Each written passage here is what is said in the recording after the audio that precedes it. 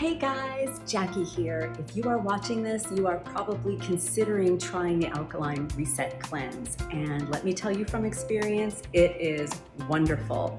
I didn't have any major health issues, but I was feeling bloated and a little sluggish and not very clear, and just knew that my eating habits were getting a little sloppy. So in 2018, I decided that I was going to take the plunge, and I joined Ross's group, the Alkaline Reset Cleanse group. I bought the book and I jumped in. Let me tell you, the best part actually was the pre-cleanse, because it was super easy. You didn't really need to cut anything out. I actually just cut down on some things, but I was adding healthy things in, like lots of water, making sure I was hydrated, adding green juices, adding the smoothies. I loved the smoothies.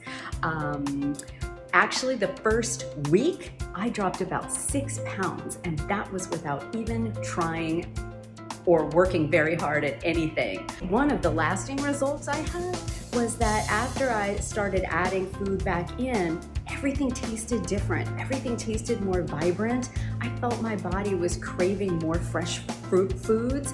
I was loving salads again, loving salads again. Everything was just a little sharper. I felt like I had more clarity, and I was sleeping better. I had more energy.